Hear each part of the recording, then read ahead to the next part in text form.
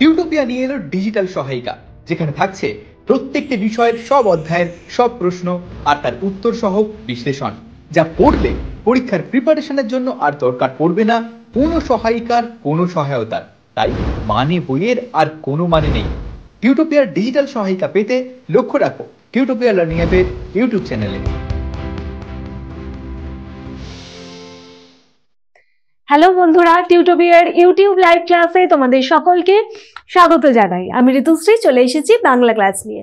আজকে আমরা পড়ব ভানু সিংহের পত্রাবলী, এই গদ্যাংশটির ওপর সব রকমের প্রশ্নোত্তর। অর্থাৎ এই গদ্যাংশটির ওপর যত রকমের প্রশ্ন হয় সেই সমস্ত প্রশ্ন আলোচনা করব আজকের এই ভিডিওতে। এর বাইরে না কোনো প্রশ্ন তোমাদের পরীক্ষায় আসবে, না দরকার পড়বে তোমাদের কোনো মানে বইয়ের বা সহায়িকা বইয়ের। তাহলে কি বুঝতে পারলে বন্ধুরা? মানে বইয়ের নেই কোনো মানে, সহায়িকার দরকার নেই কোনো সহায়তার। পরীক্ষা প্রস্তুতির জন্য টিউটোপিয়ার এই ভিডিওগুলোই তোমাদের জন্য যথেষ্ট। তবে তোমরা নিশ্চয়ই বাড়িতে, স্কুলে বা গৃহশিক্ষকের কাছে এই গদ্যাংশটা এতদিনে পড়ে ফেলেছো। তবে যদি না পড়ে থাকো তাহলে টিউটোপিয়ার ইউটিউব লার্নিং অ্যাপে এই গদ্যাংশটির ওপর যে ভিডিওগুলো দেওয়া আছে সেই ভিডিওগুলো যদি দেখে নাও বা পড়ে নাও তাহলে তোমাদের কনসেপ্ট ক্লিয়ার হয়ে যাবে। আর কোনো বিষয় যদি কনসেপ্ট ক্লিয়ার থাকে তাহলে প্রশ্নোত্তর করা কোনো ব্যাপার না। তাহলে আমি ধরে নিচ্ছি যে তোমাদের এই গদ্যাংশটি পড়া। এখন এই গদ্যাংশটির ওপর কত রকমের প্রশ্ন হতে পারে সেটা দেখে নেব আমরা আমাদের পরবর্তী স্লাইডে। দেখো, লেখা আছে প্রথমেই বহু বিকল্প ভিত্তিক প্রশ্নাবলী, অর্থাৎ এমসিকিউ টাইপ কোয়েশ্চেন, যার প্রশ্নমান থাকছে 1 নম্বর। এরপরে থাকছে অতি সংক্ষিপ্ত প্রশ্নাবলী, যেগুলো ভিএসএকিউর মধ্যে পড়ছে, অর্থাৎ ভেরি শর্ট আনসার কোয়েশ্চেন, যারও প্রশ্নমান থাকছে 1। এরপরে আসছে ব্যাখ্যা ভিত্তিক সংক্ষিপ্ত উত্তরধর্মী প্রশ্ন বা এসএকিউ বা শর্ট আনসার কোয়েশ্চেন, যার প্রশ্নমান থাকছে মূলত 2, আবার কখনো 3-এও হয়তো আসতে পারে, 2 অথবা 3। এরপরে থাকছে হাতে কলমে। হাতে কলমে কি, তোমাদের যখন এই ভানু সিংহের পত্রাবলী এই গদ্যাংশ, 2টো চিঠি রয়েছে, এরপরে দেখবে একটা প্রশ্ন আছে, মানে বইয়ের মধ্যে কিছু প্রশ্ন রয়েছে, ব্যাকরণের থেকে কিছু অংশ রয়েছে, সেই সমস্ত অংশ আমরা কভার করে দিচ্ছি এই হাতে কলমে অংশটার মধ্যে। আমরা চলে যাব প্রথম এমসিকিউ বা মাল্টিপল চয়েস কোয়েশ্চেন বা বহু বিকল্পীয় প্রশ্নতে। এখানে এসে আমরা একটা গুরুত্বপূর্ণ কথা তোমাদের জানাবো যে এই ভিডিওর যে টাইমলাইন অংশ, সেই টাইমলাইন অংশে তোমরা এমসিকিউ হোক, ভিএসএকিউ হোক বা এসএকিউ বা হাতে কলমে, যার যে প্রশ্নটা লাগবে মনে হচ্ছে সেই প্রশ্নটা তোমরা পেয়ে যেতে পারো এই পর্ব বিভাজন অংশটাতে, অর্থাৎ আমাদের টাইমলাইন অংশটাতে। এরপরে আমরা চলে যাব এমসিকিউ এর প্রথম প্রশ্ন। প্রথম প্রশ্ন আমি আলোচনা তো করব আমি, আর তোমরা কি করবে, তোমরা এমসিকিউতে কে কত স্কোর পাচ্ছ সেটা আমাকে কমেন্ট বক্সে জানাবে, তাহলে আমি বুঝতে পারবো তোমাদের প্রিপারেশন কেমন হচ্ছে। দেখে নেব প্রথম প্রশ্ন কি আছে। ভানু সিংহের পত্রাবলী রচনাংশটি যে মূল গ্রন্থ থেকে নেওয়া হয়েছে। ভানু সিংহের পত্রাবলী যে মূল গ্রন্থ থেকে নেওয়া হয়েছে সেটি হলো, ক লেখা আছে ছিন্নপত্র, খতে ভানু সিংহের পত্রাবলী, গতে আছে রাশিয়ার চিঠি, ঘতে আছে ছিন্ন পত্রাবলী। অবশ্যই ভানু সিংহের পত্রাবলী থেকেই নেওয়া হয়েছে এই রচনাংশটি। 2 দেখে নেব কি আছে। তখন তার ছায়ায় আকাশের আলো করুণ হয়ে আসে। প্রথম চিঠিতে এটা রয়েছে, কিসের ছায়ার কথা বলা হয়েছে? কতে আছে গাছ, খতে আছে বৃষ্টি, গতে আছে মেঘ, ঘতে আছে রোদ। বৃষ্টির কথা বলা হয়েছে, বর্ষার কথা আলোচনা হয়েছে, সেই বর্ষায় সেই প্রকৃতির যে রূপের কথা বলা হয়েছে সেই রূপের ছবি প্রসঙ্গে তখন তার ছায়ায় বলতে সেই বৃষ্টির ছায়ায় আকাশের আলো করুণ হয়ে আসে বলা হয়েছে। প্রশ্ন 3, আর তার সুর গিয়ে পৌঁছায়। সুর কোথায় পৌঁছে যায়? সুর কোথায় পৌঁছে যায়? কতে আছে বাইরের আকাশে, খতে আছে নদীর স্রোতে, গতে আছে দিনুর ঘরে, ঘতে আছে দিগন্তের পারে। এখানে দিনুর ঘরে হয়ে যাবে সঠিক উত্তর, অপশন ঘ নয় গ, অপশন গ, দিনুর ঘরে। এই দিনু হলো রবীন্দ্রনাথের নাতি দীনেন্দ্রনাথ ঠাকুর। আর তার সুর গিয়ে পৌঁছায়, সুর কোথায় গিয়ে পৌঁছায়? তাহলে দিনুর ঘরে গিয়ে পৌঁছায়। পরের প্রশ্ন আসছি, দিনু অর্থাৎ দীনেন্দ্রনাথ ঠাকুর, দেখো এখানে বলেই দেওয়া আছে, অর্থাৎ দ্বিজেন্দ্রলাল ঠাকুরের পৌত্র অর্থাৎ নাতি, মানে রবীন্দ্রনাথ ঠাকুরের যার যে বড় দাদা ছিল দ্বিজেন্দ্রলাল ঠাকুর, তার পৌত্র নাতি, এবং রবীন্দ্রনাথেরও নাতি সেই হিসাবে। দিনু অর্থাৎ দীনেন্দ্রনাথ ঠাকুর ছিলেন রবীন্দ্রনাথের কে ছিল দেখো আমি বলেই দিলাম, সেই হিসাবে ভাইপো লেখা আছে অপশন খতে, গতে লেখা আছে ভাগিনেও, ঘতে লেখা আছে নাতি, তাহলে সঠিক অপশন হয়ে যাচ্ছে অপশন ঘ নাতি। নেক্সট 5 লেখা আছে কলকাতা শহরে নববর্ষা কোথায় ঠোকর খায়। আমরা প্রথমেই পেয়ে যাচ্ছি তিনি নববর্ষা প্রসঙ্গে বলছেন যে কলকাতায় শহরে নববর্ষা কোথায় ঠোকর খায়। নববর্ষা কতে আছে ইট কাঠে, খতে আছে বাড়ির ছাদে, গতে আছে পার্কে, ঘতে আছে দিনুর ঘরে। তাহলে সঠিক উত্তর হয়ে যাবে অবশ্যই বাড়ির ছাদে। এখানে কলকাতা শহরে নববর্ষা কোথায় ঠোকর খায়, ইট কাঠের কথাও এসেছে, কিন্তু বাড়ির ছাদে ঠোকর খাওয়ার কথাও বলা হয়েছে স্পষ্টভাবে। প্রশ্ন 6 লেখা আছে কলকাতা শহরে বর্ষার মধ্যে সবুজ রঙের কোন জিনিসকে কবি খুঁজে পান না। সবুজ রঙের কোন জিনিসকে খুঁজে পান না। ক ঘাগড়া, খতে উত্তরীয়, গতে আঁচল, ঘতে গাছ। উত্তরীয় হয়ে যাচ্ছে সঠিক আনসার অপশন খ। বর্ষার মধ্যে সবুজ রঙের উত্তরীয়কে কবি খুঁজে পান না। 7 নম্বরে লেখা আছে দেখো লেখক কোথায় অনেক দিন কাটিয়ে এসেছিলেন। লেখক কোথায় অনেক দিন কাটিয়ে এসেছিলেন। কতে কলকাতায়, খতে বোলপুরে, গতে পদ্মাপাড়ে, ঘতে আছে শান্তিনিকেতনে। সঠিক উত্তর কি হবে তোমরা অবশ্যই জানাবে, যারা জানো। তিনি কাটিয়ে এসেছিলেন বোলপুরে। লেখক কোথায় অনেক দিন কাটিয়ে এসেছিলেন না, তিনি বোলপুরে কাটিয়ে এসেছিলেন। সঠিক আনসার হয়ে যাচ্ছে অপশন খ। 8 নম্বরে দেখো সে গান কি কলকাতা শহরের হাটে জমবে। কোন গানের কথা বলা হয়েছে, কোন গানের প্রসঙ্গ উঠে এসেছে বলতো। এইখানে বর্ষামঙ্গল গানের প্রসঙ্গ উঠে এসেছে। আর বর্ষামঙ্গল আমরা কোথায় পাচ্ছি বলতো, অপশন গয়ে পেয়ে যাচ্ছি বর্ষামঙ্গল। লালনের গান, রবীন্দ্রসঙ্গীত বা ভাটিয়ালি গানের প্রসঙ্গ তো উঠে আসেনি। তাহলে সঠিক উত্তর হয়ে যাবে অবশ্যই অপশন গ বর্ষামঙ্গল। নেক্সট 9 সেই গানের সুর ঠিক মতো বাজে না কোথায়। সেই গানের সুর কোথায় ঠিক মতো বাজে না। কতে শান্তিনিকেতনে, খতে কলকাতার বৈঠকখানায়, গতে আত্রাইয়ের বুকে, ঘতে আছে ঠাকুর বাড়িতে। এইটা তোমাদের অবশ্যই চিঠি দুটো ভালো করে পড়তে হবে, কোন পোর্শন থেকে মানে প্রশ্নটা চেয়েছে সেটা বুঝে নিতে হবে।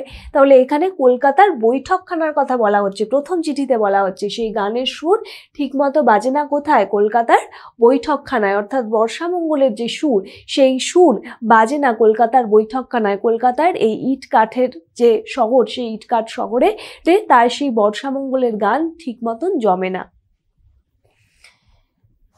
10 আছে ভানু সিংহের পত্রাবলীর প্রথম চিঠিটি লেখা হয়েছিল। প্রথম চিঠিটি কত সালে লেখা হয়েছিল, খুব ইম্পর্টেন্ট কোশ্চেন। তোমাদের দুটো চিঠিরই একদম তারিখ দেওয়া রয়েছে, কোন সময়, সেই অবশ্যই সেই তারিখ দুটো মনে রাখতে হবে। কতে আছে 29শে আষাঢ় 1329, খতে আছে 27শে আষাঢ় 1329, গতে আছে 30শে আষাঢ় 1329, ঘতে আছে 27শে শ্রাবণ 1329। কোনটা হয়ে যাবে 29শে আষাঢ় 1329 অপশন ক। নেক্সট 11 দিনুবাবুর কলকাতায় আসার কারণ হলো। দিনুবাবু কলকাতায় কেন এসেছিল। কতে পড়াশোনা করার জন্য, খতে আছে রবীন্দ্রনাথের সাথে দেখা করার জন্য, গতে দাঁত তোলার জন্য, ঘতে শোনানোর জন্য। আচ্ছা গান শোনানো লিখে দিলাম আমরা।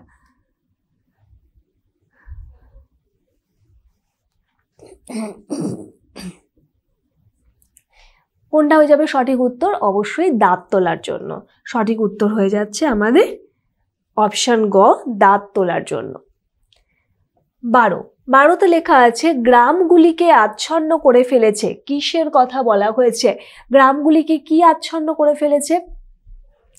কতে ঘন মেঘ, খতে বৃষ্টির ছায়া, গতে আছে ঘন বাঁশঝাড় ও অন্যান্য বৃক্ষরাজি, ঘতে আছে আম গাছ। রাইট আনসার হয়ে যাচ্ছে ঘন বাঁশঝাড় ও অন্যান্য বৃক্ষরাজি। অপশন গ সঠিক উত্তর। ঘন বাঁশঝাড় ও অন্যান্য বৃক্ষরাজি। 13 নম্বর প্রশ্নে দেখো, জলের ওপর জেগে আছে, জলের ওপর কি জেগে আছে? ক ছোট গাছ, খতে আছে কচি ধানের মাথা, গতে আছে বাঁশঝাড়, ঘতে আছে শৈবাল। সঠিক উত্তর বলছেন তিনি যখন দেখছেন যে জলের মধ্যে এখানে সেই নদীর প্রসঙ্গে বলা হচ্ছে, আত্রাই নদীতে তিনি যখন যাচ্ছেন সেই সময় বলা হচ্ছে যে কচি ধানের মাথা, তিনি দেখতে পাচ্ছেন জলের ওপর জেগে আছে কচি ধানের মাথা। এটা দ্বিতীয় চিঠিতে আমরা পাচ্ছি। প্রশ্ন 14, নদীটি তার গেরুয়া রঙের ধারা বহন করে ব্যস্ত হয়ে চলেছে, নদীটি হলো ক আত্রাই। কোন নদীর কথা বলা হয়েছে? অবশ্যই আত্রাই নদীর কথা বলা হয়েছে। তাহলে এখানে কি আমরা অন্যগুলো দেখব? পদ্মা, ধানসিঁড়ি বা গঙ্গা, এগুলো কি হবে? হবে না, একেবারেই হবে না। নেক্সট 15, আত্রাই নদীর জলধারার রং কিরকম? আত্রাই নদীর জলধারার রং বলা হয়েছে গেরুয়া। গেরুয়া অপশন কোথায় পাচ্ছি? গেরুয়া পাচ্ছি অপশন গয়। রাইট আনসার হয়ে যাচ্ছে অপশন গ, গেরুয়া। তাহলে ক লাল, খ নীল বা ঘ কালো হচ্ছে না।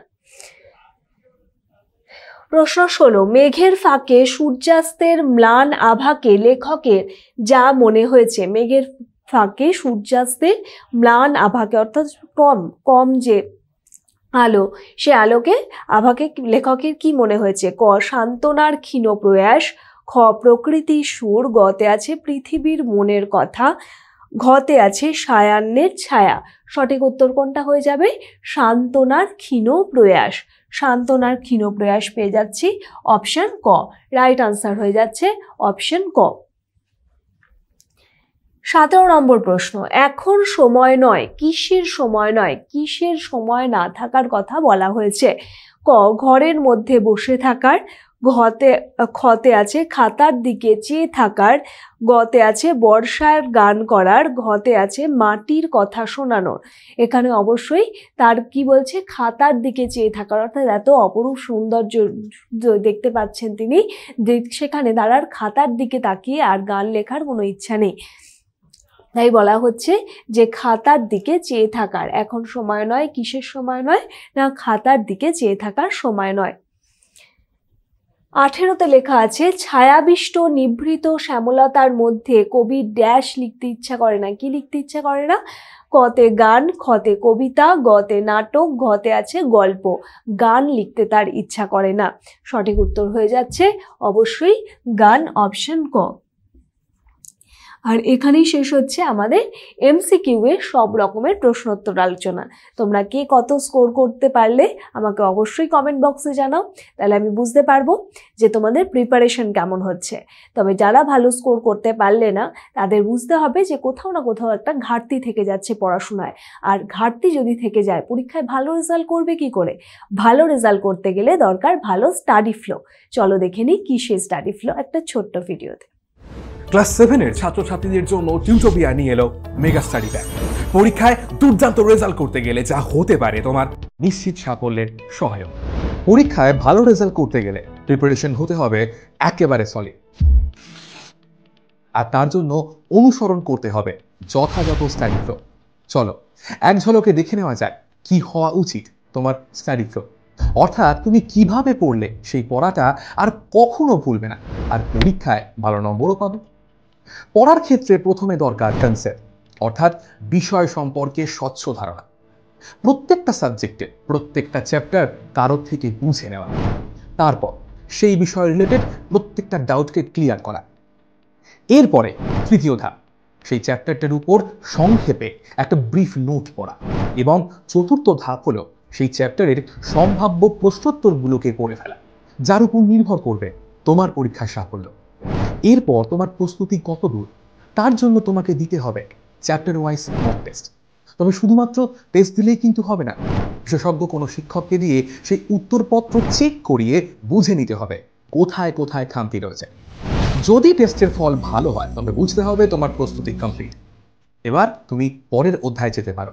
আর ফল খারাপ হলে এই পুরো প্রক্রিয়াটা আরও একবার রিভাইজ করতে হবে। তবে বলে রাখি, তোমার এই প্রস্তুতির ক্ষেত্রে তোমার সাহায্য করতে পারে পশ্চিমবঙ্গ বোর্ডের বাংলা মাধ্যমে ছাত্রছাত্রীদের পড়াশোনার জন্য একমাত্র অ্যাপ টিউটোপিয়া।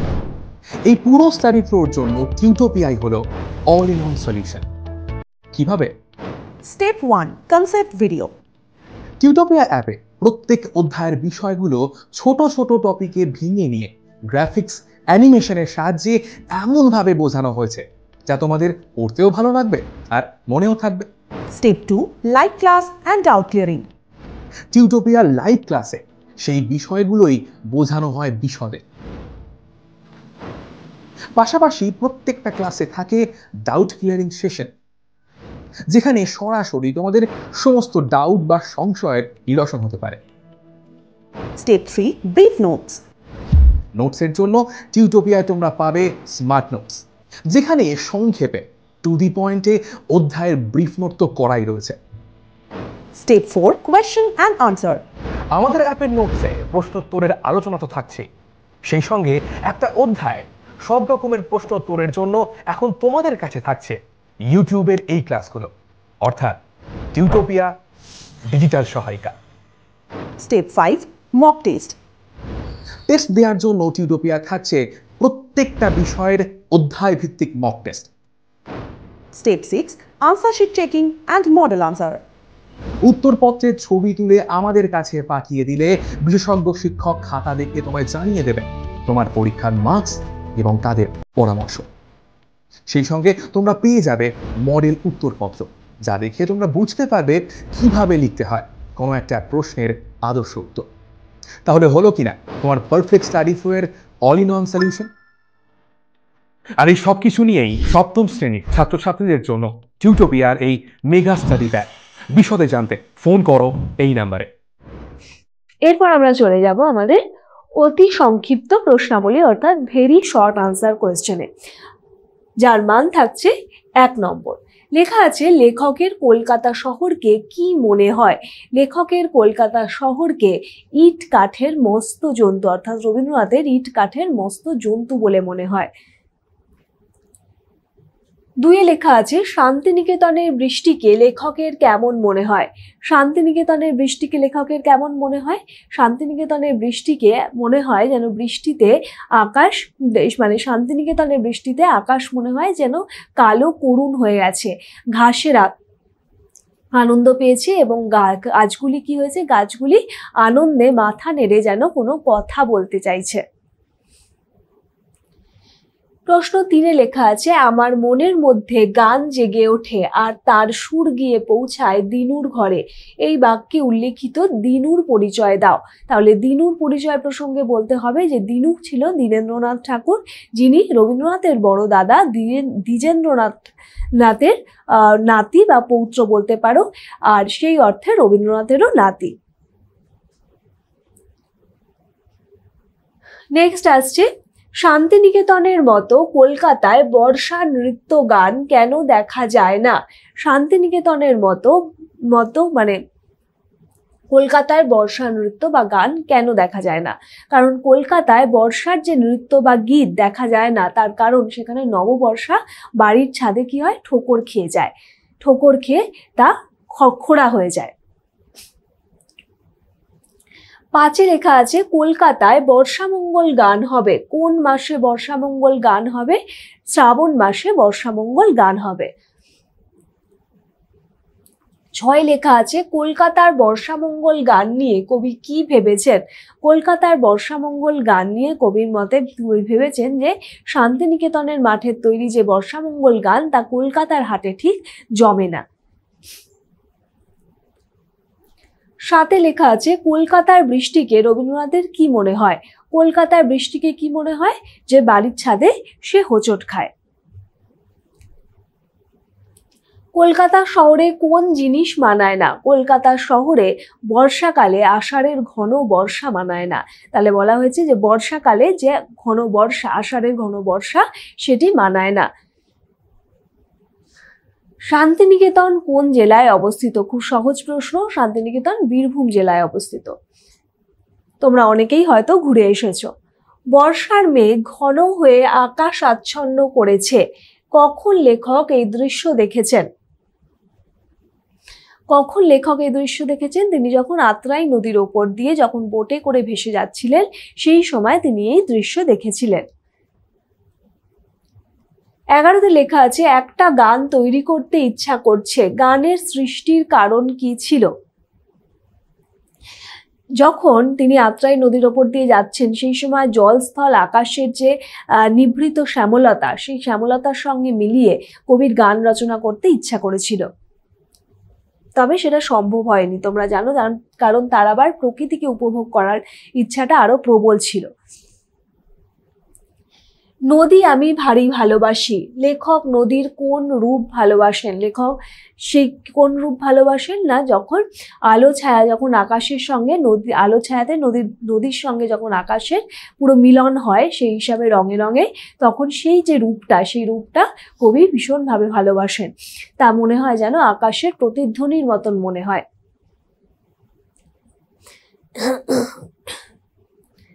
আত্রাই নদীতে কেমন স্রোত বয়ে চলে? আত্রাই নদীতে কিরকম স্রোত বয়ে চলে? খরতর স্রোত, এবং দলে দলে সেই শ্যাওলা নিয়ে আত্রাই নদীতে ভেসে আসছিল। আর কুলে কুলে, আত্রাই নদী ছিল কুলে কুলে পরিপূর্ণ, মানে খুবই জল ছিল। 14তে লেখা আছে আত্রাই নদীর তীরে কি কি গাছপালা দেখা যায়? কি কি গাছপালার প্রসঙ্গ উঠে এসেছে? বাঁশঝাড়, তেঁতুল, জাম, আম, শিমুল, কুল, এই সমস্ত গাছের প্রসঙ্গ দেখা গেছে। মানে আত্রাই নদীর তীরে এই সমস্ত গাছকে কবি উল্লেখ করেছেন যে সেখানে সেই গ্রামের ধারে ধারে এই গাছগুলো দেখতে পাওয়া গেছে। 15 লেখা আছে আত্রাই নদীর দুই তীরে কিসের ক্ষেত আছে? আত্রাই নদীর যে দুই তীর, সেই দুই তীরে ধানের ক্ষেত রয়েছে। 16 লেখা আছে কখন কবি খাতার দিকে চোখ রাখতে পারেন না? কখন কবি চোখ রাখতে পারেন না? যখন আত্রাই নদীতে থাকার সময় রবীন্দ্রনাথের লিখতে ইচ্ছা হয়েছে গান, কিন্তু সেই সময় তাকে বাইরের প্রকৃতি এতটাই টেনেছে যে তার খাতার দিকে তাকিয়ে থাকতে আর ইচ্ছা করেনি বা গান লিখতে আর ইচ্ছা করেনি। 17 কাকে রবীন্দ্রনাথের আকাশের প্রতিধ্বনি বলে মনে হয়? কাকে আকাশের প্রতিধ্বনি মনে হয়? যখন নদী আর আকাশের যে মিলন, সেই মিলনকে, সেই যে আলো ছায়া, সেই রং এবং ছায়ার যে খেলা, তাকে মনে হয় যেন আকাশের প্রতিধ্বনি বলে মনে হয়েছে। আত্রাই নদীটি কোথায় প্রবাহিত হয়েছে? আত্রাই নদীটি কোথায় প্রবাহিত হয়েছে? বাংলাদেশের মধ্যে দিয়ে প্রবাহিত হয়েছে। পৃথিবীর মনের কথাটি কবি শুনতে পান কিসের ওপর? পৃথিবীর মনের কথাটি কবি শুনতে পান কিসের মধ্যে দিয়ে? নদীর ওপর যখন তিনি ভেসে বেড়ান তার মধ্যে দিয়ে তিনি শুনতে পান। প্রশ্ন 20 দেখো, ব্যস্ত হয়ে চলেছে, কে কিভাবে চলেছে? কে কিভাবে চলেছে? আত্রাই নদী গেরুয়া রঙের ধারা বহন করে ব্যস্ত হয়ে চলেছে। এখানেই শেষ হচ্ছে আমাদের ভেরি শর্ট আনসার কোয়েশ্চেনের সমস্ত প্রশ্নের আলোচনা। এরপর আমরা চলে যাব শর্ট আনসার কোয়েশ্চেনে। দেখো লেখা আছে ব্যাখ্যাভিত্তিক সংক্ষিপ্ত উত্তরধর্মী প্রশ্ন, যার প্রশ্নমান থাকছে 2 কি 3। লেখা আছে কোথাও তার নৃত্য, উদ্ধৃতিটির তাৎপর্য কি? তাৎপর্য কি বলে নেবে যে রবীন্দ্রনাথের ভানুসিংহের পত্রাবলী থেকে উক্ত অংশটি নেওয়া হয়েছে। তারপরে বলবে যে লেখকের মতে শান্তিনিকেতনের খোলা মাঠে যখন বৃষ্টি নামে তখন তাকে বাধা দেওয়ার মতো কোনো ইটকাঠ পাথরে, মানে ইট কাঠের বাড়িঘর থাকে না, তাই মুক্ত বৃষ্টিধারা কি হয়, ঘাসের দল, গাছপালা এবং সমগ্র প্রকৃতিকে প্রকৃতিতে যেন নৃত্য করে চলেছে। কিন্তু কলকাতার ইটকাঠের জঙ্গলে বা বাড়ির বৃষ্টি যখন বাড়ির ছাদে ঠোকর খেয়ে যায়, তা সম্পূর্ণভাবে ভেঙে যায়, খোঁড়া হয়ে যায় বলে মনে হয়েছে। তাই কলকাতার বৃষ্টিতে সেই নৃত্য দেখতে পাওয়া যায় না, যা শান্তিনিকেতনের খোলা মাঠে দেখতে পাওয়া যায়। পরের প্রশ্নে লেখা আছে কিন্তু এখানকার বৈঠকখানায় সেই গানের সুর ঠিক মতো বাজে না, কেন লেখক একথা বলেছেন? শহর কলকাতায় নববর্ষাকে যখন ইট কাঠের জঙ্গলে প্রকৃতভাবে অনুভব করা যায় না, বর্ষা সেখানে কি হয়ে যায়, বাড়ির ছাদে ঠোকর খেয়ে যায় এবং ঠোকর খেয়ে খোঁড়া হয়ে পড়ে। তখন তার সেই নৃত্য চঞ্চলতা, তার সঙ্গীত মুখরতাকে এবং সবুজের বিস্তারকে কোনো কিছুতেই খুঁজে পাওয়া যায় না, মানে কলকাতা শহর তা খুঁজে পাওয়া যায় না। তাই রবীন্দ্রনাথ মনে করেছেন বর্ষার গান এই শহরের বৈঠকখানাতে আসলে ভালো জমে না, তার কারণ বর্ষামঙ্গল গান যে কলকাতা শহরে গাওয়া হবে সেটা ঠিক জমবে না। 3 নম্বরে লেখা আছে, কোথায় তার পূবে বাতাসের উড়ে পড়া জটাজাল। বাতাসের উড়ে পড়া জটাজাল বলতে লেখক কি বুঝিয়েছেন? বর্ষাকালে প্রবল বাতাস যখন ধুলো উড়িয়ে নিয়ে চলে, তার সঙ্গে সঙ্গে আকাশ ঘন হয়ে আসে মেঘে। এই সময় দুয়ে মিলে যে ধূসর দৃশ্যের দেখতে পাওয়া যায় তাকেই লেখক এখানে বাতাসের উড়ে পড়া জটাজাল বলেছেন। হ্যাঁ, এখানে লেখা আছে দেখো, বাতাসের উড়ে পড়া জটাজাল বলেছেন। প্রশ্ন 4-এ লেখা আছে, সমস্তটার ওপর বাদল সায়ান্নের ছায়া। কিসের ওপরে লেখক এই ছায়া লক্ষ্য করেছিলেন? কিসের ওপর এই ছায়া লক্ষ্য করেছিলেন? তাহলে বলতে হবে উদ্ধৃতাংশটিতে রবীন্দ্রনাথ ঠাকুরের ভানুসিংহের পত্রাবলী থেকে নেওয়া হয়েছে এবং আত্রাই নদীর ওপর দিয়ে যখন তিনি বোটে করে ভেসে যাচ্ছিলেন সেই সময় লেখক দেখতে পেয়েছিলেন যে নদী এবং তার নদী তীরবর্তী প্রাকৃতিক দৃশ্য। এই সময় যে গ্রাম বাংলার উঠোন পর্যন্ত দেখা গেছে যে জল জমে গেছে, ঘন বাঁশঝাড়, আম, কাঁঠাল, তেঁতুল, কুল, শিমুল গাছ প্রভৃতি গ্রামগুলিকে আচ্ছন্ন করে রেখেছে। নদীর তীরে কাঁচা ধানের ক্ষেতে জল উঠে গেছে, এমনকি দুই তীরে সবুজের মধ্যে দিয়ে বয়ে যাচ্ছে সেই গেরুয়া রঙের নদী অর্থাৎ আত্রাই নদী। তার উপর দিয়ে লেখক এই বাদল সায়ান্নের ছায়া লক্ষ্য করেছিলেন। কিন্তু হয়ে উঠবে না, কি হয়ে উঠবে না এবং কেন? কি হয়ে উঠবে না? আত্রাই নদীর ওপর দিয়ে বোটে করে ভেসে যাওয়ার সময় তিনি দেখেছেন যে বর্ষার প্রকৃতির সঙ্গে মিলিয়ে কবি একটি গান লেখার ইচ্ছা হয়েছিল, কিন্তু সেটা হয়ে উঠবে না। তার কারণ লেখকের চোখ তখন বাইরের দিকে মানে বাইরের দৃশ্যের পুরো আটকে গেছে, সেই শোভায় সেই সৌন্দর্যে আটকে গেছে। তার আর খাতার দিকে চোখ রাখার কোনো ইচ্ছা নেই এবং সেটা সময়ও নয় বলেও কবি মনে করেছেন। আজ রাত্রের গাড়িতেই কলকাতায় যাব মনে করে ভালো লাগছে না। কবির উক্ত কথাটি কেন বলেছেন? কবি উক্ত কথাটি কেন বলেছেন? কারণ রবীন্দ্রনাথ ছিলেন অত্যন্ত প্রকৃতিপ্রেমী। তিনি যখন সেই বোটে করে আত্রাই নদী দিয়ে ভেসে যাচ্ছিলেন সেই সময় যে প্রাকৃতিক শোভা তিনি দেখতে পেয়েছিলেন, তারপরে সেখান থেকে আবার তাকে কলকাতায় ফিরে যেতে হবে। কলকাতার সেই ইট কাঠময় অট্টালিকার জায়গায় তাকে যেতে হবে। সেই প্রকৃতির কোলে গ্রাম বাংলার যে বুকে তিনি আর থাকতে পারবেন না, ঘুরে বেড়াতে পারবেন না, এক দমবন্ধ যান্ত্রিকতায় গিয়ে যান্ত্রিক পরিবেশে তাকে ফিরতে হবে। সেই কথা ভেবে তার আর ভালো লাগছিল না। মনে হয় যেন ইট কাঠের একটা মস্ত জন্তু আমাকে একেবারে গিলে ফেলছে। লেখক ইট কাঠের জন্তুর সঙ্গে কার তুলনা করেছেন? তার এরকম ভাবনার কারণ কি? তাহলে এখানেও বলতে হবে সেই কলকাতার কথা তুলনা করেছেন ফার্স্ট প্রশ্নটায়। এবারে সেকেন্ডটাতেও কি বলতে হবে? এরকম ভাবনার কারণ কি? কারণ সেখানে বর্ষার আগমনে লেখকের মনে হয়েছে যে শান্তিনিকেতনের মাঠে যখন যে বর্ষা দেখেছেন তিনি আর সেই কলকাতার বর্ষার মধ্যে অনেক ফারাক আছে। তাহলে যেটা বলা হয়েছে সেই বাড়ির ছাদে ঠোকর খাওয়ার প্রসঙ্গটা আনতে হবে যে বর্ষা কলকাতায় কিরকম থাকে আর শান্তিনিকেতনে বর্ষার ছবি কিরকম থাকে। তাহলে সেই প্রসঙ্গ তুলে বলতে হবে এই কারণেই কলকাতায় মানে এখানে তার এরকম ভাবনার কারণ কি? কারণ সেই কলকাতার যান্ত্রিক পরিবেশের কথা বলে তোমাদের প্রশ্নটা শেষ করতে হবে।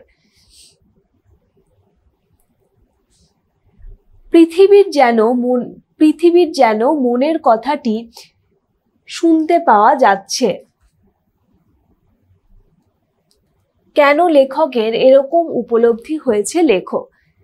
কেন এরকম উপলব্ধি হয়েছে? কারণ আত্রাই নদীর ওপর দিয়ে বোটে করে ভেসে চলার সময় দুই তীরের যে গ্রাম বাংলার প্রকৃতি বা পল্লী প্রকৃতি লেখকের মন অধিকার করে নিয়েছিল, সেই সময় যে মেঘাচ্ছন্ন আকাশের তলায় জলপূর্ণ নদী ছিল এবং তার যে দুই তীর, সেই দুই তীর তো ছিল সম্পূর্ণ জলে মগ্ন।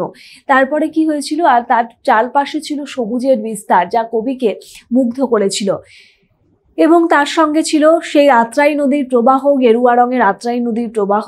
প্রকৃতির এই অপরূপ সৌন্দর্য দেখে এবং দেখে কবি ভয়ঙ্কর রকম আকৃষ্ট হয়ে পড়েছিলেন। নদী ও আকাশের এই মিলনের মধ্যে দিয়ে যিনি শুনতে পেয়েছিলেন পৃথিবীর মনের কথা, অর্থাৎ জল স্থল আকাশের ছায়ায় ঢাকা সেই সবুজ পরিবেশ তার সেই যেন পৃথিবীর মনের কথাটা ফুটিয়ে তুলছে।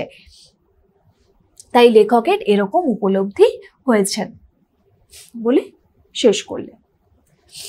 এরপর আমরা চলে যাব হাতে কলমে অংশে। যে এইখানে ঠিক উত্তরটি বেছে নিয়েও লেখা আছে, কিন্তু এখানে তোমাদের অ্যাকচুয়ালি এখান থেকে হবে, ঠিক উত্তরটি বেছে নিয়েও এখান থেকে হবে। হাতে কলমে অংশে আমরা ঢুকে গেলাম। দেখো প্রথমেই লেখা আছে বর্ষা মঙ্গল হয় আষাঢ় অগ্রহায়ণ শ্রাবণ মাসে অনুষ্ঠিত হয়। বর্ষা মঙ্গল কোন মাসে অনুষ্ঠিত হয়? অবশ্যই শ্রাবণ মাসে অনুষ্ঠিত হয়। সঠিক উত্তর হয়ে যাচ্ছে শ্রাবণ। শান্তিনিকেতন বীরভূম, বাঁকুড়া, পুরুলিয়া জেলায় অবস্থিত। শান্তিনিকেতন কোথায় অবস্থিত জানো তোমরা? বীরভূম জেলায়। নেক্সট, কবি আত্রাই পদ্মা শিলাবতী নদীর ওপর বোটে করে ভেসে চলেছে। কবি কোন নদীর ওপর ভেসে চলেছে? আত্রাই নদীর ওপর। 1.4 দেখে নেব, পৃথিবীর মনের কথাটি কবি শুনতে পান কোথায়?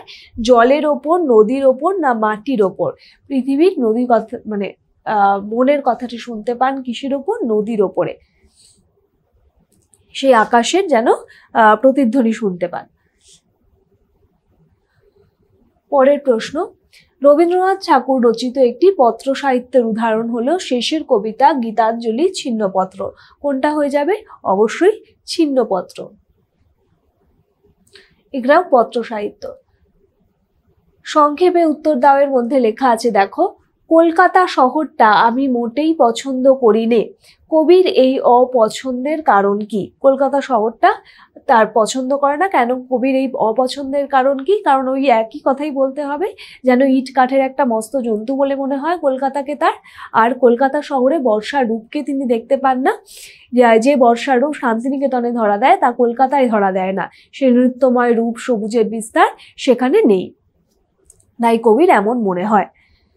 পরের প্রশ্ন, সে গান কি কলকাতা শহরের হাটে জমবে? কোন গানের কথা বলা হয়েছে? তাহলে বর্ষামঙ্গল গানের কথা বলা হয়েছে। তারপরে বলা হয়েছে সে গান কলকাতা শহরের হাটে জমবে না, কবির এমন ভাবনা কেন? দেখো কলকাতাকে হাট বলা হয়েছে। হাট কেন বলা হয়েছে? কারণ বাজার হিসাবে সেটাকে বলা হয়েছে। অর্থাৎ কলকাতার যান্ত্রিকতা, ইটকাঠ ও পাথুরের সভ্যতার যে যান্ত্রিকতা, সেই যান্ত্রিকতার প্রসঙ্গে এই হাট কথাটা তুলে ধরা হয়েছে। আর বলা হয়েছে সে গান কলকাতা শহরের হাটে জমবে না, তার কারণ এটাই বলতে হবে যে বর্ষায় গ্রাম বাংলার যে চিত্র বা প্রাকৃতিক সৌন্দর্য দেখতে পাওয়া যায় তা কলকাতার সেই সৌন্দর্য দেখতে পাওয়া যায় না। সেই শান্তিনিকেতনের বর্ষার তৈরি, শান্তিনিকেতনের যে বর্ষায়, সেই বর্ষায় তৈরি যে বর্ষামঙ্গল গান তা কলকাতার ব্যস্ত হট্টগোল পরিপূর্ণ জীবনে কতটা সুন্দরভাবে উপস্থাপিত হবে সেই নিয়ে তাই তিনি সংশয় প্রকাশ করেছেন।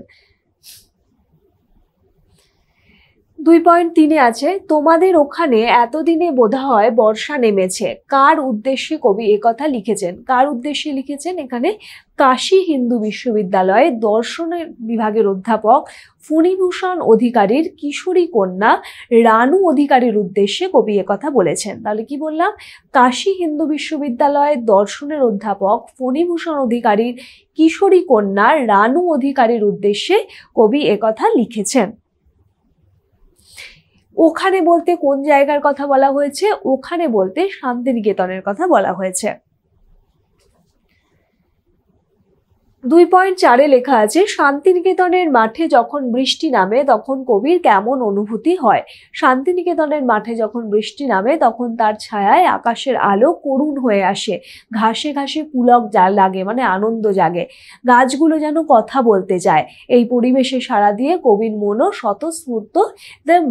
মনেও স্বতঃস্ফূর্তভাবে গান জেগে ওঠে, আর সেই গানই হলো বর্ষামঙ্গলের গান। আজ সকালেই সে পালাবে স্থির করেছে। আজ বলতে যে দিনটির কথা বলা হয়েছে তার সাল ও তারিখ কত? সে বলতে কার কথা বলা হয়েছে? সে কোথায় পালাবে এবং কেন? তার সাল, যে দিনটির কথা বলা হয়েছে তার সাল ও তারিখ। যে দিনটির কথা বলা হয়েছে তা হলো 29শে আষাঢ় 1329। আজ বলতে যে দিনটির কথা বলা হয়েছে। আর সে বলতে এখানে কার কথা? দীনেন্দ্রনাথ ঠাকুরের কথা বলা হয়েছে।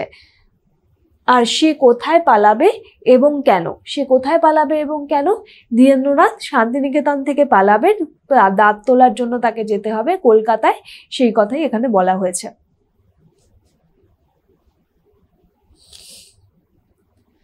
সমস্তটার ওপর বাদল সায়ান্নের ছায়া, কবির চোখ দিয়ে দেখা এই সমস্তটার বর্ণনা দাও। দেখো সমস্তটার বর্ণনা আছে। সমস্তটার বর্ণনা বলতে সেই বর্ষার প্রকৃতির রূপের কথা বলতে হবে, আত্রাই নদীর কথা বলতে হবে, দ্বিতীয় চিঠিতে বলতে হবে। সেই বর্ষাকালে প্রকৃতির রূপ, ঘন বর্ষার যে মেঘ ঘন হয়ে আকাশকে ঢেকে দিয়েছে সেই কথা বলতে হবে, ঝোড়ো বাতাস বইছে, আকাশের যে অবস্থা এবং খরস্রোতা আত্রাই নদীর যে অবস্থা সেইগুলো তুলতে হবে। বাতাসে নৌকা পাল তুলে দিয়েছে যখন, সেই সময় খরস্রোতা আত্রাই নদী জলে জলে পরিপূর্ণ, শৈবাল কি হচ্ছে দলে দলে সেই স্রোতে ভেসে চলেছে। নদীর পাড়ের গ্রামগুলোর অবস্থা, সেই গ্রামগুলো যে পুরো জলে থই থই করছে সেগুলো বলতে হবে, মানে গ্রামের অবস্থাগুলো, এবং গাছের কথা বলতে হবে, তার সঙ্গে কি কি গাছের প্রসঙ্গ আছে সেগুলো বলতে হবে। তার সঙ্গে আসবে সেই কচি ধান গাছগুলোর কথা, যে জল নদীর তীরে দুই পাশে ধান গাছগুলোর কথা, এই সমস্ত প্রসঙ্গগুলো তোমাদের তুলে ধরতে হবে। 2.7 দেখো লেখা আছে, কলকাতায় না এলে আরো জমতো। কি জমতো? কবির কলকাতায় আসার সঙ্গে তার না জমে ওঠার সম্পর্ক কি? কলকাতায় না আসলে রবীন্দ্রনাথের গানের খাতায় আরো কিছু গান জমে উঠতো, সে কথাই বলা হয়েছে। আর এখানে কবির কলকাতায় আসার সঙ্গে তার না জমে ওঠার সম্পর্ক কি? তাহলে এই প্রসঙ্গে বলতে হবে, কবি যখন শান্তিনিকেতনে থাকতেন তখন সেখানকার প্রকৃতির সঙ্গে তিনি যে আন্তরিক টান পেতেন বা একাত্ম হয়ে যেতেন, সেখানে শান্তিনিকেতনে যখন বৃষ্টি নামতো তখন কবির মনে সেখানে সেই প্রকৃতির সান্নিধ্যে তার গান জেগে উঠতো। কিন্তু কলকাতায় আসার সঙ্গে তা না জমে ওঠার সম্পর্কে, কারণ কলকাতায় এসে সেই কলকাতার ইট কাঠের যে পরিবেশ, যে যান্ত্রিক পরিবেশ, সেই যান্ত্রিক পরিবেশে তার মনে কোনো বর্ষা মঙ্গলের গান সেই হিসাবে জেগে ওঠে না। কারণ সেই শান্তিনিকেতনের যে প্রাকৃতিক স্পর্শ তা কলকাতার হাটে বা কলকাতার বাজারে তিনি সেটা খুঁজে পান না, তাই সেখানে স্বতঃস্ফূর্তভাবে গান জেগে ওঠে না। সেই কারণেই কবি বলেছেন যে বর্ষাকালে যে প্রাকৃতিক পরিবেশে যে বর্ষামঙ্গল গান সেটা কলকাতার শহরে মানাবে না। আর তাহলে মানে সে যদি শান্তিনিকেতনে থাকতো তাহলে সেখানে তার অনেক গান তিনি লিখতে পারতেন। খাতার দিকে চোখ রাখবার এখন সময় নয়। কোন সময়ের কথা বলা হয়েছে? খাতার দিকে চোখ রাখবার সময় নেই কেন? তোমাদের কোন প্রসঙ্গে দেখো প্রশ্নগুলো দেখো যেভাবে দেওয়া আছে তাতে তোমাদের কিন্তু বুঝে নিতে হবে যে কোন চিঠি থেকে কোন প্রশ্নটা দিয়েছে, ফলে দুটো থেকে গুলিয়ে ফেললে হবে না। যেমন এখানে কিসে বলেছে খাতার দিকে চোখ রাখবার এখন সময় নয়, কোন সময়ের কথা বলা হয়েছে? কোন সময়ের কথা বলা হয়েছে? সেই কবি যখন সেই আত্রাই নদীর ওপর দিয়ে বোটে করে যাচ্ছিলেন সেই সময়ের কথা বলা হয়েছে, এবং সেই সময়ের কথা বলা হয়েছে যে খাতার দিকে এখন তার চোখ রাখার ইচ্ছা নেই। খাতার দিকে চোখ রাখবার সময় কবির নেই কেন? তাহলে সেখানেও একই বলতে হবে যে গ্রামের যে পরিবেশ, সেই আত্রাই নদীর যে প্রাকৃতিক সৌন্দর্য, সেই প্রাকৃতিক সৌন্দর্যের উপরে তুলে ধরে এবং গ্রাম্য প্রকৃতির যে সৌন্দর্য সেই সৌন্দর্যের কথা তুলে ধরে বলতে হবে যে সেখানকার তিনি এতটাই প্রকৃতির কাছে তিনি এতটাই মিশে যেতে চান যে সেখানে তিনি আর খাতার দিকে চোখ রাখতে চান না। সেই কারণেই তিনি এই কথা বলেছেন, এবং সেখানে অবশ্যই প্রাকৃতিক সৌন্দর্যের প্রসঙ্গগুলো তোমাদের আলোচনা করে নিতে হবে। সেই আলো ছায়ার প্রসঙ্গ, আকাশ এবং নদীর প্রসঙ্গ, নদীর স্রোতের প্রসঙ্গ, এই সমস্তগুলো বলতে হবে। দু চার কথায় কি পরিচয় দাও সেটা দেখে নিই আমরা। আচ্ছা, দু চার কথায় পরিচয় দাও বলতে এটা এখানেই হতো। তোমাদের দেখো আছে শান্তিনিকেতন। শান্তিনিকেতন প্রসঙ্গে কি বলতে হবে? শান্তিনিকেতন হলো বীরভূম জেলার বোলপুরের একটি ছোট্ট শহর যার নাম হলো শান্তিনিকেতন। শান্তিনিকেতন রবীন্দ্রনাথের সেই হিসেবে প্রাচীন ভারতের তপবনের আদর্শে সেই ব্রহ্মচর্যাশ্রম স্থাপন হয়। এই ব্রহ্মচর্যাশ্রম তো স্থাপন হয়, তারপরে 1921 খ্রিস্টাব্দে এটি বিশ্বভারতী বিশ্ববিদ্যালয়ে রূপান্তরিত হয়। শান্তিনিকেতন আগের যে নাম ছিল সেটার নাম ছিল হলো ভুবনডাঙ্গা। রবীন্দ্রনাথের পিতা অর্থাৎ মহর্ষি দেবেন্দ্রনাথ ঠাকুর এই জমিটি কিনেছিল। পরবর্তীকালে সেটি রবীন্দ্রনাথ সেখানে শান্তিনিকেতন সেই হিসাবে প্রতিষ্ঠিত হয়। এরপরে আসছে দিনু। দিনু প্রসঙ্গে বলে নিতে হবে দিনু কে, আগে সেটা বলে নিতে হবে। তারপরে সেখানে বলতে হবে, তোমাদের অনেকবার আলোচনা হয়েছে যে দিনু কে। তারপরে বলতে হবে যে ফাল্গুনী নাটক রবীন্দ্রনাথ তাকে উৎসর্গ করে লিখেছিলেন এবং আমার সকল গানের কাণ্ডারি বলে তাকে তিনি সম্মানিত করেছিলেন। রবীন্দ্রনাথের গানের সুর বসিয়ে সঙ্গে সঙ্গেই তিনি এই সুর তিনি মানে রবীন্দ্রনাথ যে গানের সুর বসাতেন সেই বসানোর সঙ্গে সঙ্গেই তিনি সেই সুর ধীরেন্দ্রনাথকে শিখিয়ে দিতেন। রবীন্দ্রসঙ্গীতের যে প্রধান স্বরলিপিকার সেই ধীরেন্দ্রনাথ পরবর্তীকালে শান্তিনিকেতনের সঙ্গীত ভবনের অধ্যক্ষ হন। পরে আসছে বর্ষামঙ্গল গান। বর্ষামঙ্গল হলো শান্তিনিকেতনে রবীন্দ্রনাথ তার অন্যতম প্রিয় ঋতু বর্ষাকে বরণ করে নিতেন উৎসবের মাধ্যমে। এই অনুষ্ঠান বর্ষামঙ্গল নামেই পরিচিত। আর বর্ষার জল লাভেই শান্তিনিকেতনের লাল মাটি তখন সেই সময় পুষ্ট হয়ে উঠত। বর্ষায় সেই দেশকে শস্য শ্যামলমণ্ডিত করে তুলত। তাই এই উৎসবটির নাম ছিল বর্ষামঙ্গল এবং নামকরণটিও রবীন্দ্রনাথের করা। রবীন্দ্রনাথ নিজে 1921 খ্রিস্টাব্দে সেই হিসাবে তার জোড়াসাঁকোর ঠাকুর বাড়িতে বর্ষামঙ্গল অনুষ্ঠানটি উদযাপন করতেন। মানে 1921 খ্রিস্টাব্দ থেকে এটি শুরু হয়। প্রতি বছর এই অনুষ্ঠানে রবীন্দ্রনাথ নিজেই বর্ষার কবিতা এবং আবৃত্তি সেই হিসাবে এবং গান গাইতেন। আত্রাই।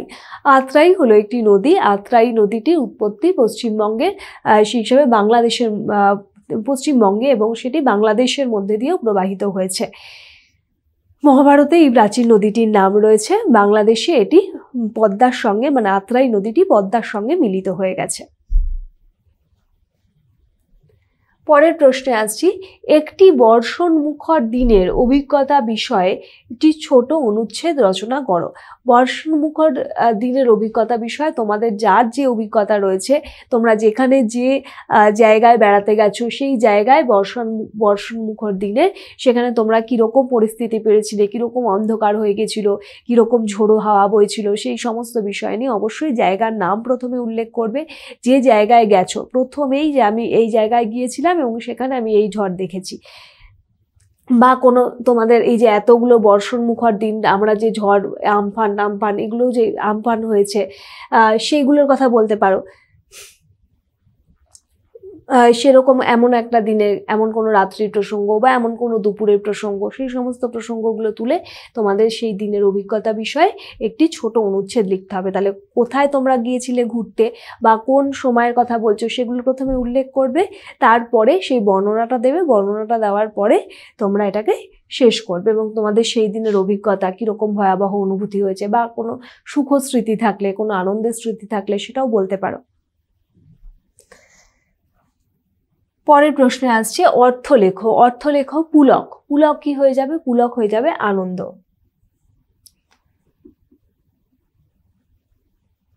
উত্তরীয়। উত্তরীয় কি হয়ে যাবে? উত্তরীয় হলো চাদর।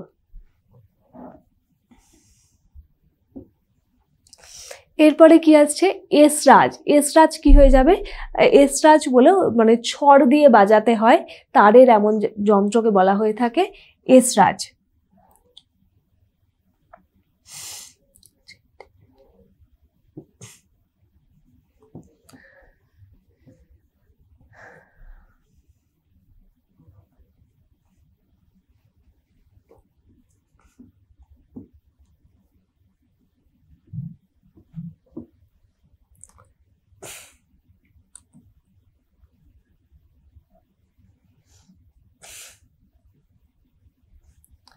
ছড় দিয়ে বাজাতে হয় তারের এমন বাদ্যযন্ত্র। আঙিনা। আঙিনা বলতে বলতে বলতে হবে উঠোন।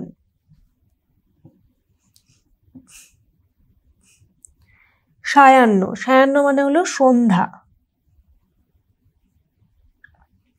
প্রয়াস। প্রয়াস কি হয়ে যাবে?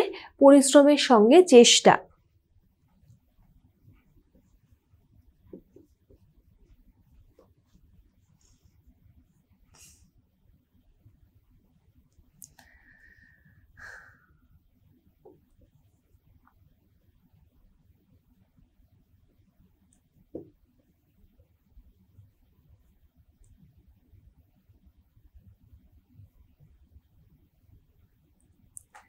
নিভৃত, নিভৃত হলো নির্জনে।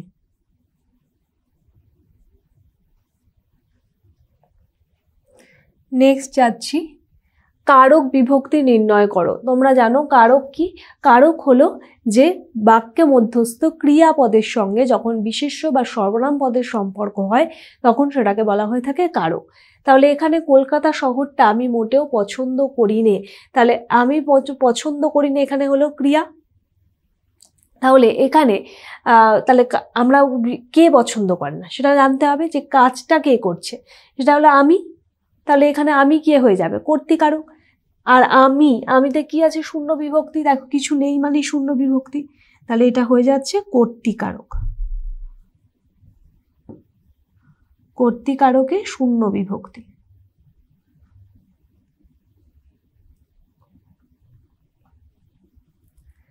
কলকাতা শহরটা আমি মোটেও পছন্দ করি না, তাহলে কে পছন্দ করে না? আমি হলো গিয়ে কর্তৃকারক, যে কাজটা করছে সেই হলো গিয়ে কর্তৃ। পরের প্রশ্নে আসছি, তার ওপর আবার আকাশ মেঘে ল্যাপা। তার ওপর আবার আকাশ মেঘে ল্যাপা, তাহলে কি মেঘে ল্যাপা? কি দিয়ে যখন আমরা একে প্রশ্ন করব, ক্রিয়াকে প্রশ্ন করব, কি ল্যাপা না আকাশ মেঘে ল্যাপা, তাহলে সেটা হয়ে যাচ্ছে কর্মকারক।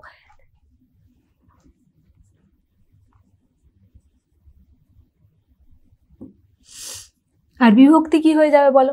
বিভক্তিও নির্ণয় করতে হবে। এখানেও শূন্য বিভক্তি হয়ে যাচ্ছে, কারণ আকাশের পরে কিছু নেই, শূন্য বিভক্তি।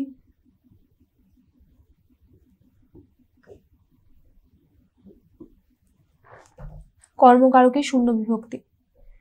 6.3-তে আছে, আমার মনের মধ্যে গান জেগে ওঠে। তাহলে আমার মনের মধ্যে কি জেগে ওঠে? আমার মনের মধ্যে এখানে আমার কর্তৃ, আর কি জেগে ওঠে না গান জেগে ওঠে। গান হয়ে যাচ্ছে কর্মকারক।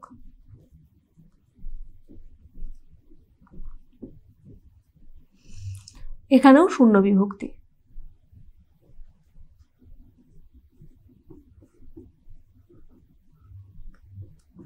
কর্মকারকে শূন্য বিভক্তি।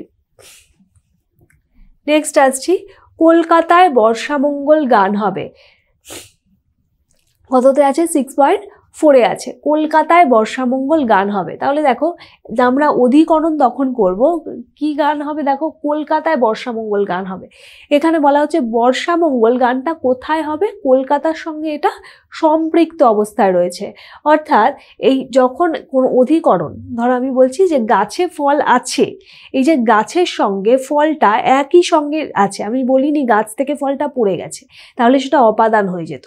এখানে দেখো বলা হয়েছে কলকাতায় বর্ষামঙ্গল গান হবে। বর্ষামঙ্গল গানটা কোথায় হবে? কোথায় দিয়ে যখন প্রশ্ন করছি তখন এমনিতেও অধিকরণ কারক হচ্ছে, অর্থাৎ বর্ষামঙ্গল গানটা অনুষ্ঠিত হচ্ছে কলকাতায়। আর অপাদান এবং অধিকরণের মধ্যে দুটো স্লাইড পার্থক্য আছে। অপাদান বিষয়টা হলো কি, যখন কোনো জায়গা থেকে পতিত, অর্থাৎ সেই জায়গা থেকে, ধরো গাছ থেকে ফলটা পড়ে গেছে, এখানে কোথা থেকে পড়ে গেছে না গাছ থেকে, বুঝতে পেরেছো? তাহলে সেখানে গাছে আর ফলটা নেই, সেখানে সেই জায়গাটা গাছ থেকে, এখানে সেটা হয়ে যাচ্ছে অপাদান। আর আমি যদি বলি গাছে ফল আছে, তার মানে গাছটা হয়ে যাচ্ছে, কোথায় ফল আছে না সে গাছে ফল আছে, সেখানে সেই জায়গাটা হয়ে যাচ্ছে অধিকরণ। আর এটা থেকে পড়ে গেছে বললেই হয়েছে, তো সেটা কি? অপাদান। ঠিক তেমনই কলকাতায় বর্ষামঙ্গল গান হচ্ছে, এখানে কলকাতায় সেই জায়গাটা একসঙ্গে লেগে আছে, এবং একসঙ্গে যেহেতু লেগে আছে সেই কলকাতায় এটা হয়ে যাচ্ছে অধিকরণ। কোথায় দিয়ে প্রশ্ন করছি আমরা? তাছাড়াও অধিকরণ কারকে এখানে হয়ে যাচ্ছে, দেখো অন্তস্থ আছে, সুতরাং এটা হয়ে যাচ্ছে অধিকরণ কারকে অন্তস্থ বিভক্তি।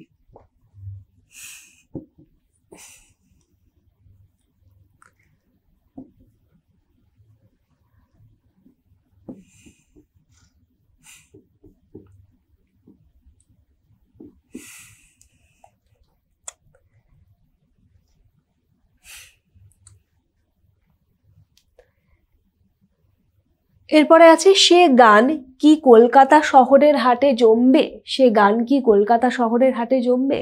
এখানে বলা হয়েছে গান, গানের তলায় আন্ডারলাইন করা হয়েছে। তাহলে দেখো শহরের হাটে জমবে, কি জমবে না, মানে সেই হিসাবে সে গান কি, মানে এখানে গানটাই হয়ে যাচ্ছে কিন্তু কর্তৃকারক। সেই হিসাবে সে গান কি কলকাতা শহরের হাটে জমবে, এটা গানটাই মূল চরিত্র হিসাবে উপস্থাপিত হচ্ছে, সেই জন্যে এখানে হয়ে যাচ্ছে গানটা কর্তৃকারক, কর্তৃকারকে শূন্য বিভক্তি।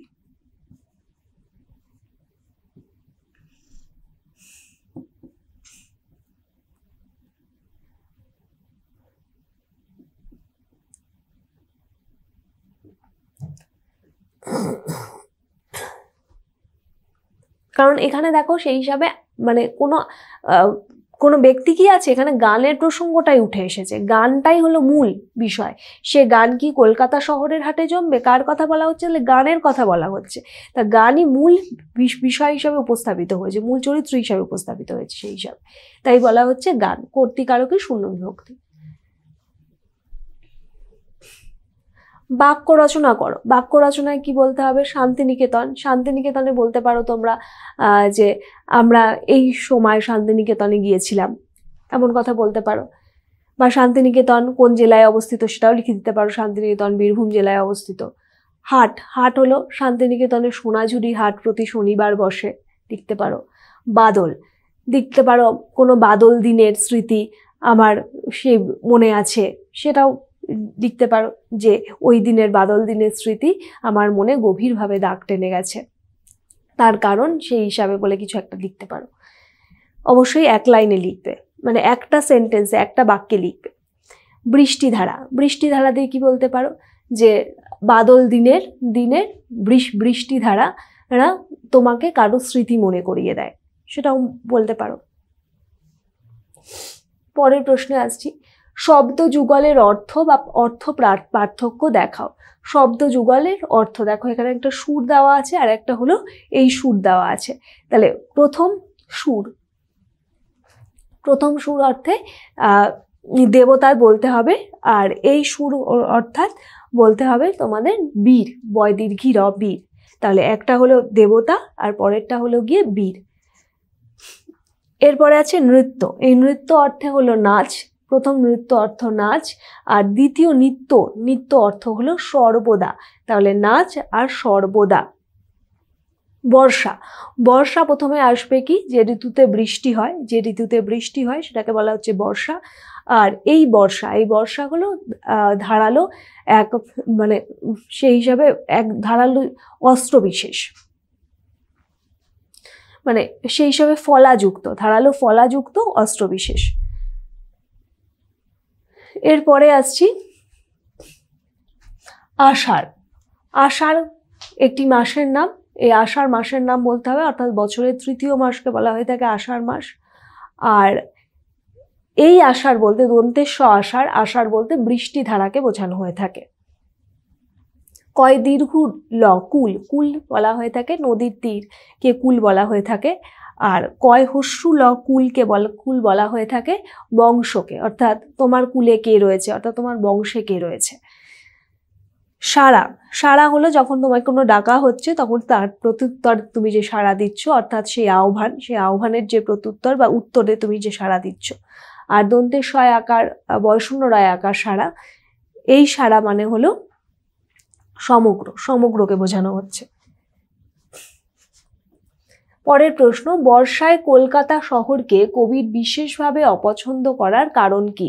কলকাতায় বর্ষাকে তারা বিশেষভাবে অপছন্দ করার কারণ কি? সেই একই কথাই বলতে হবে যে বর্ষার সৌন্দর্য সেখানে উপভোগ করার কোনো জায়গা নেই, কারণ শান্তিনিকেতনের মাঠে যে বৃষ্টি জমে তা কলকাতায় জমে না। তার কারণ হিসাবে সেই প্রকৃতির কথাই বলতে হবে, এবং প্রকৃতির যে প্রসঙ্গগুলো আমরা টুকরো টুকরো আলোচনা করেছি সেই সমস্ত টুকরো টুকরো আলোচনাগুলো দিয়ে তোমাদের উত্তরটা সম্পূর্ণ করতে হবে।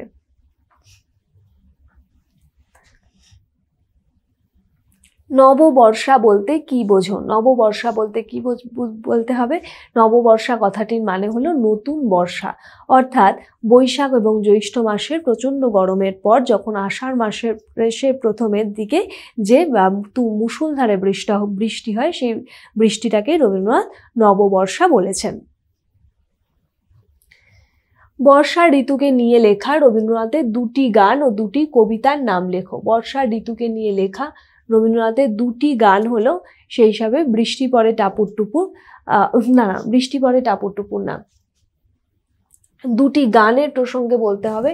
কবিতার মধ্যে যাবে বৃষ্টি পড়ে টাপুর টুপুর, আর দুটি গানের মধ্যে হবে হলো মনোমোর মেঘেরও সঙ্গী, আর হলো আবার এসেছে আষাঢ় আকাশ ছেয়ে।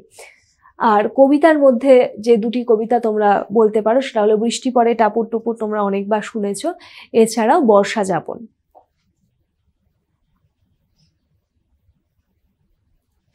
সবুজ রঙের উত্তরীয় বলতে কবি কি বুঝিয়েছেন? সবুজ রঙের উত্তরীয় বলতে কবি মানে উত্তরীয় তো অর্থ জানো তোমরা, চাদর। তাহলে আষাঢ় মাসে বর্ষার আগমনে যখন গাছগুলির কথা উঠে এসেছে, বর্ষার আগমনে যখন আনন্দে গাছগুলি যখন কথা বলতে চায়, সেই তখন সেই যে সবুজ, সেই যে নড়াচড়া, সেই সবুজের বিস্তার দেখে লেখকের মনে হয়েছে যে বর্ষা যেন সবুজ রঙের উত্তরীয় পড়ে আসে।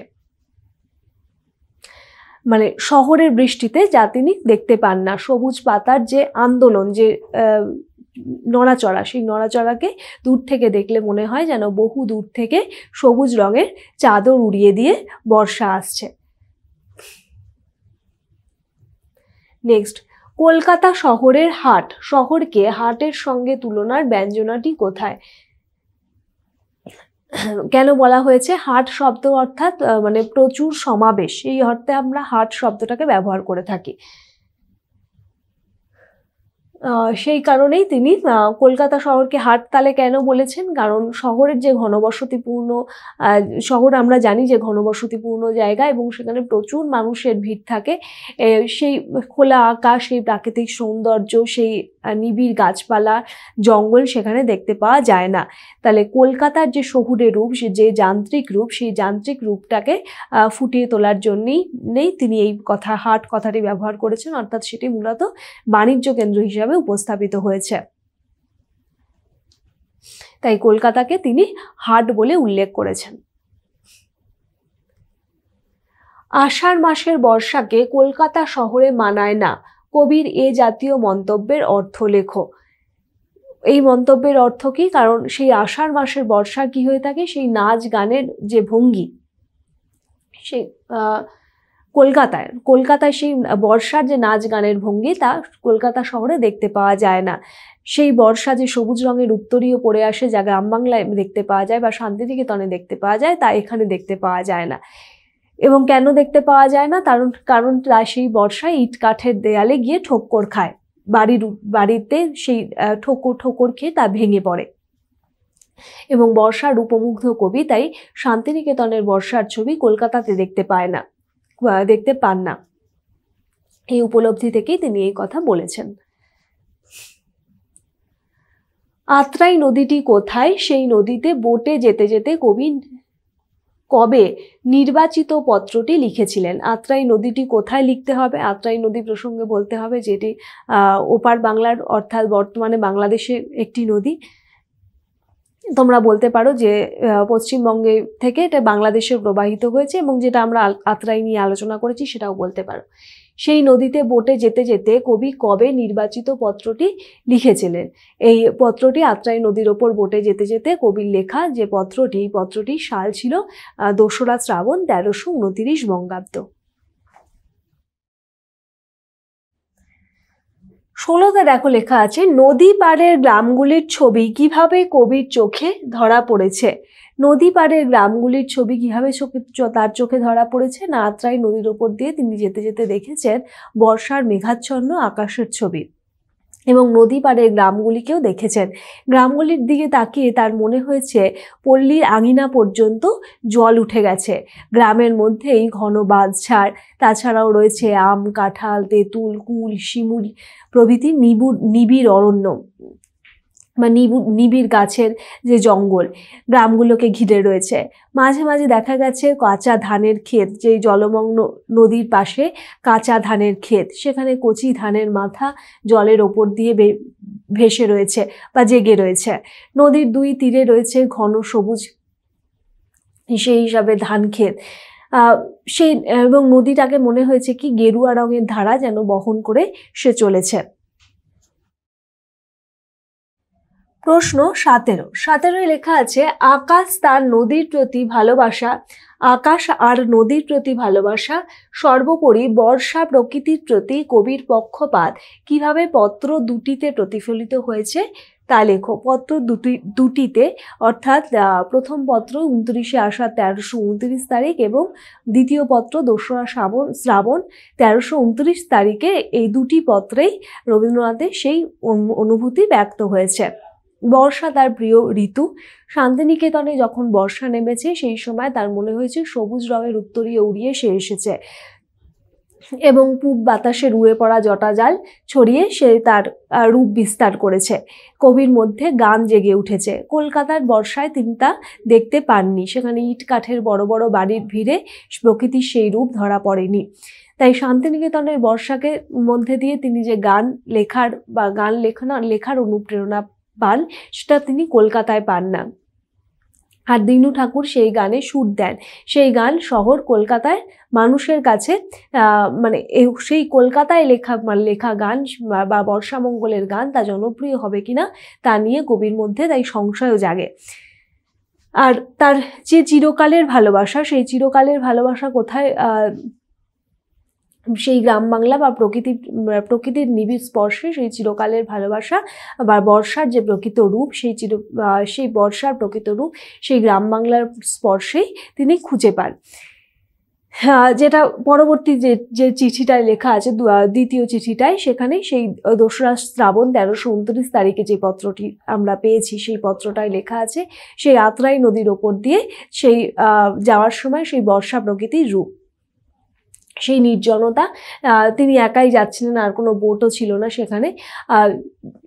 সেই যে নির্জনতা, সেই নির্জনতা কবিকে বিশেষভাবে আকৃষ্ট করেছিল এবং নদী আর আকাশের প্রতি তার যে টান, সেই টান ছিল তার চিরকালের, সেই চিরকালের ভালোবাসা ছিল। সেই হিসাবে তার মনে হয়েছিল যে সেই নদীর ওপর দিয়ে ভেসে থাকলেই তার মনে হয়েছিল যে সেই সময় পৃথিবীর আসলে মনের কথা আসলে শোনা যায়। নদীর ওপরে ভেসে থাকার সময় পৃথিবীর মনের কথা আসলে শোনা যায়। নদীর যে বিস্তৃত জলরাশি, সেই জলরাশির ওপর দিয়ে যখন বিস্তৃত জলরাশিতে যখন আকাশের ছায়া পড়ে, তখনই যেন মনে হয় যে আকাশ নিজের একমাত্র সাড়া পায় এই জলের মধ্যে দিয়েই, এবং এই জলের প্রতি তাই অসম্ভব টান। আকাশ এবং নদী, এই দুটোই রবীন্দ্রনাথকে বিশেষভাবে টানে। তাহলে এইভাবেই তার পক্ষপাত অর্থাৎ তার ভালোবাসা বিশেষভাবে প্রকাশিত হয়েছে তার দুটি পত্রের মধ্যে দিয়ে। পরের প্রশ্ন 18। 18.1 আছে। আচ্ছা, 18তে লেখা আছে নিচের বাক্যগুলোকে দুটি বাক্যে আলাদা করে লেখো। এই ধরনের প্রশ্ন আমরা আগেও অনেক করেছি। তার মানে একটা বাক্যে লেখা আছে যেটাকে আমাদের দুটো বাক্যে করতে হবে। লেখা আছে, দেখো, কথা হচ্ছে এবার শ্রাবণ মাসে আর বছরের মতো কলকাতায় বর্ষামঙ্গল গান হবে। এটা একটা বাক্যে লেখা আছে, এটাকে আমরা দুটো বাক্যে ভেঙে দেব। দুটো বাক্যে কিভাবে ভেঙে দেব? আর বছর শ্রাবণ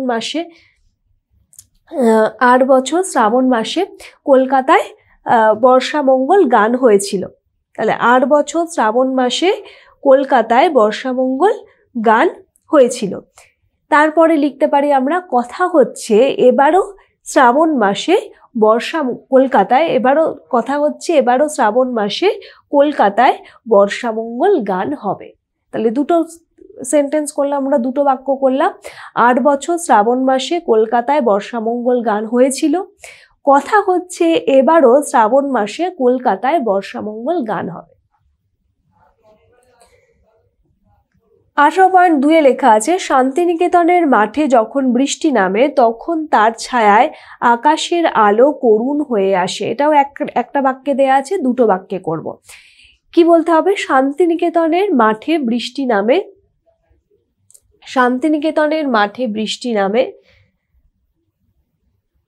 তারপরে লিখতে হবে তার ছায়ায় আকাশের আলো করুণ হয়ে আসে। তার ছায়ায় আকাশের আলো করুণ হয়ে আসে, দুটো বাক্য।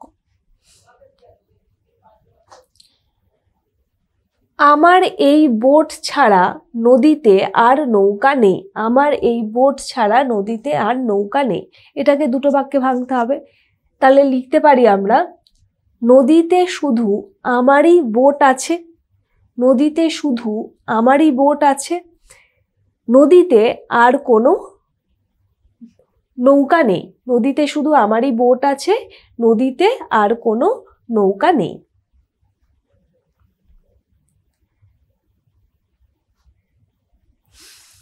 আমার দুই চক্ষু এখন বাইরের দিকে চেয়ে থাকতে চায়, খাতার দিকে চোখ রাখবার এখন সময় নয়। তাহলে এভাবে লিখতে পারি, দেখো এটা খুব সহজই আছে।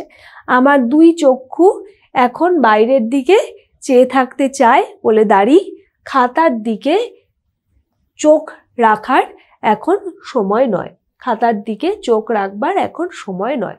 ব্যাস, দুটো বাক্য হয়ে গেল। দুটোতে দাড়ি দেবে, অবশ্যই দাড়ি দেবে, দাড়ি দিতে ভুলবে না। 18.5, আজ রাত্রের গাড়িতেই কলকাতায় যাব মনে করে ভালো লাগছে না। এটা লিখতে পারি, এটাও সহজ আছে। আজ রাত্রের গাড়িতেই কলকাতায় যাব, আজ রাত্রের গাড়িতেই কলকাতায় যাব, এ কথা মনে করে ভালো লাগছে না, এ কথা মনে করে ভালো লাগছে না। দুটো বাক্যে আমরা ভেঙে দিলাম একটা বাক্যকে। আর এখানেই শেষ হচ্ছে আমাদের হাতে কলমের সব রকমের প্রশ্নোত্তর। এবং অবশেষে আমাদের ভানুসিংহের পত্রাবলী পুরোটাই শেষ হচ্ছে। আর ভানুসিংহ কার ছদ্মনাম আমাকে অবশ্যই বলবে কমেন্ট বক্সে, তোমরা সবাই নিশ্চয়ই জানো। এখানেই তাহলে আমরা শেষ করছি। আর তোমরা অবশ্যই ভানুসিংহের পত্রাবলী ভালোভাবে পড়ে ফেলবো এবং ভালোভাবে তৈরি করো। আর অবশ্যই টিউটোপিয়ার সাথে থাকো এবং খুব ভালো থাকো।